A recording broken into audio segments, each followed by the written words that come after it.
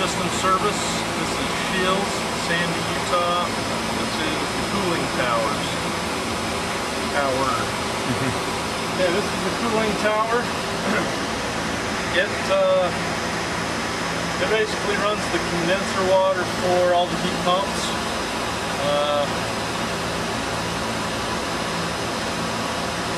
What we've got is an Evapco tower. Where's your main disconnect on here? Main disconnect is right here. That's the main disconnect to shut off the power. This disconnect here will shut off the power to the heater, the sump heater. Anytime you drain this tower, you want to make sure you shut this heater off so it doesn't burn itself up. Then once you fill the tower back up, filter and turn it back on. You want this on in the winter time just to keep the sump from freezing up. What's the startup on this? Just the disconnect? Yep, just the That's disconnect.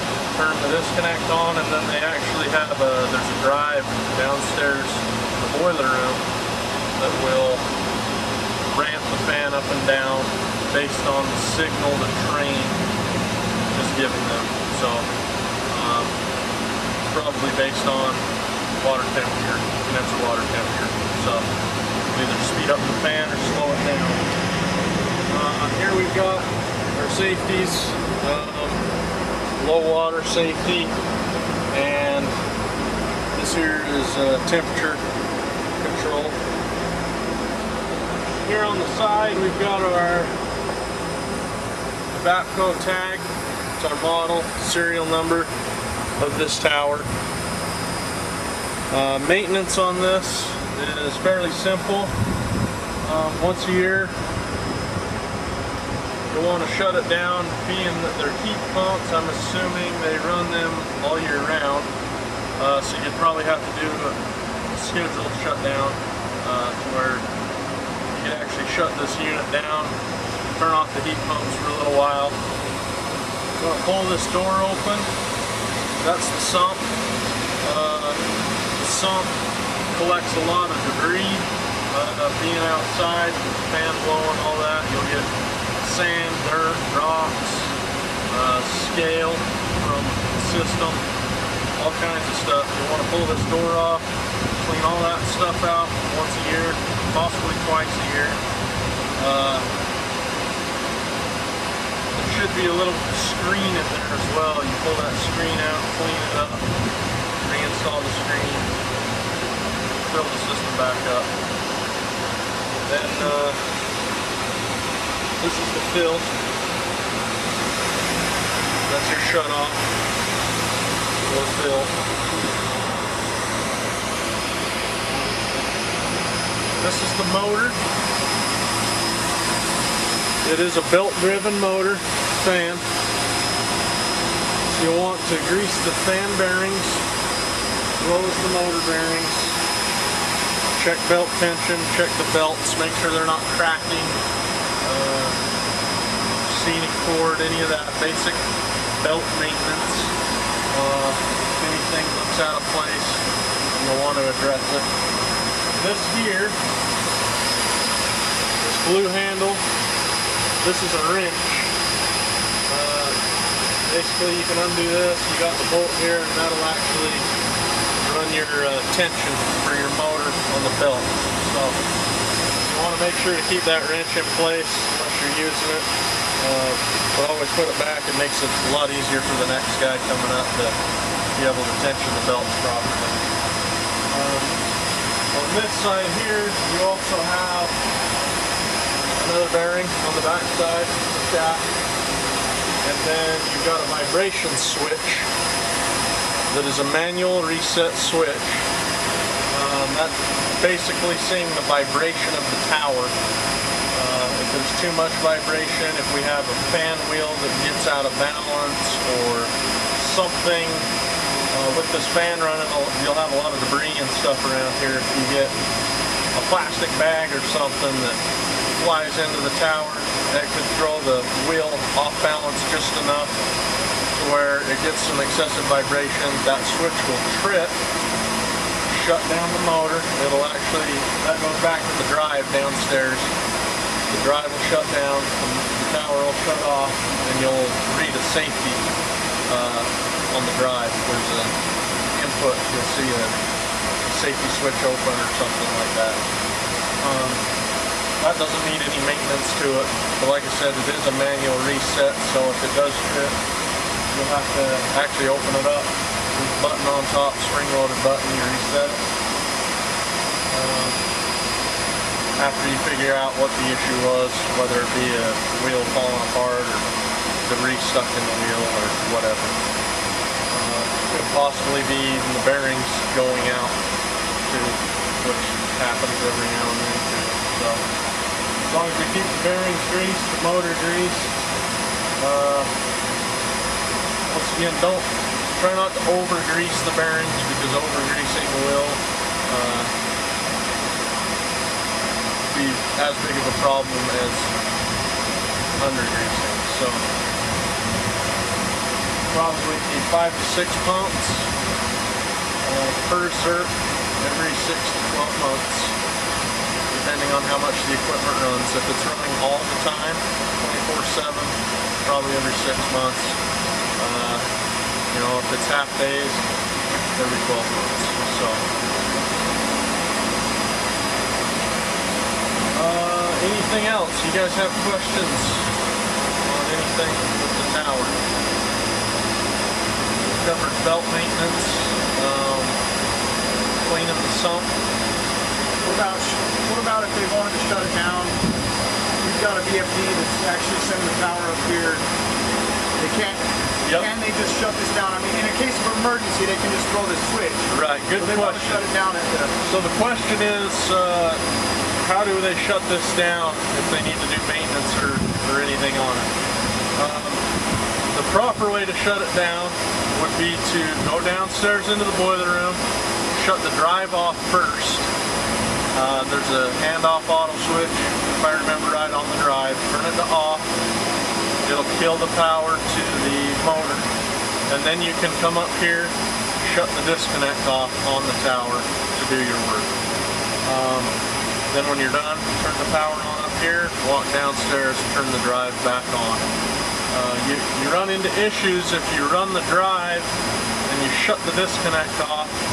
You'll have an inrush of voltage back to the drive. Actually, you'll kill all the power here. You'll have an inrush of voltage on the drive. You can potentially blow fuses or damage the drive. So you always want to turn the drive off first and then the disconnect. So that's a good question. Other than that, anything else? Attic stock? Attic stock, probably nothing on this. Belts are Might be some belts. Belts are pretty easy to get in town, so you know, it might not hurt to have three belts on stock, backup set. Don't just change one belt. Yeah, change them all. If you're going to change one, change all 3 belts. Make sure they're all new. So, because you'll have, as those belts run, they'll stretch out and get different tensions on them. So, if you're going to change one, just change them all. Make sure that our tensions are all the same. Fresh, clean belts on all three shifts. So, Warranty on this unit? warranty on the Rapco. I'll have to get back to it. Yeah. I have that information on me. That I don't know either. That's something we'll have to find out.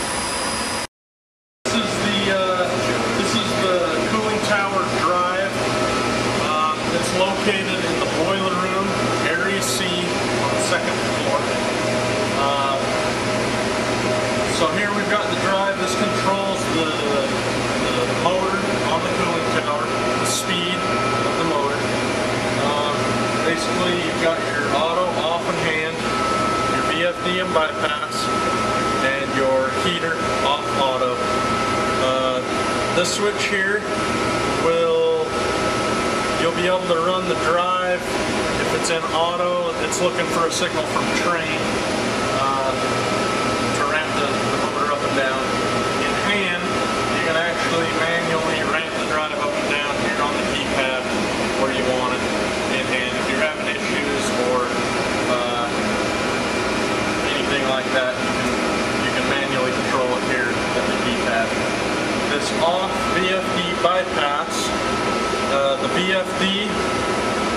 switched over into the VFD mode, it's actually running through the VFD, the drive. The drive is taking control of the motor, ramping it up and down where it needs to be. Off, obviously, will turn the unit off.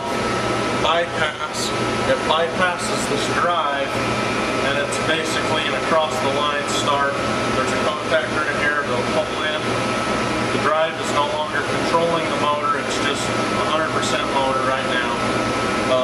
Bypass is a good thing to have if you have drive issues. Occasionally you'll have fans go out in the drives or whatever where the drive won't run. You can flip it over into bypass and still have your tower on 100%. And then your heater, off auto. Obviously you can turn it off or kick it into auto and it'll come on based on controls upstairs. So the drive is pretty much maintenance free. What you'd want to do once a year, open up this cabinet, it swings open, turn off the drive, open up the cabinet. If you have, the best thing to use would be compressed air. If you have an air compressor, come up here with a hose, spray all the dust and crap out of all the electrical components, stuff like that. And then there is a little fan too on this drive. I'm not sure where it's mounted. It's underneath or up here on top. But these fans occasionally need maintenance too, to where there's really no maintenance to do on them, but they will go out. It's a wearable item that will eventually just burn up and go out. So They need to make sure that people don't set manuals and stuff on top of there. yep, and the reason that fan's there is to help cool the drive and everything else, so you want to make sure that that's all free and clear of anything like manuals or whatever. We put all the manuals and stuff up here for the drive, so that's all the information we need on that drive. Where's the main shutoff for that?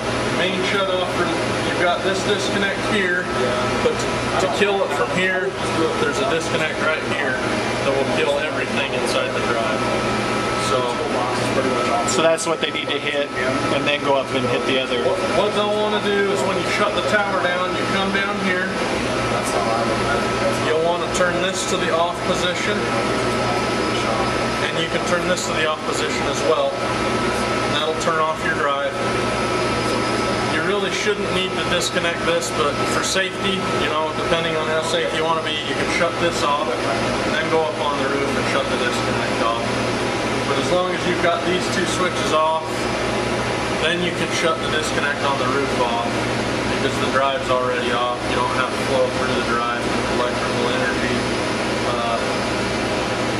Just shut these two switches down, shut the disconnect on the roof down, should be good to go. Do your maintenance on the tower. So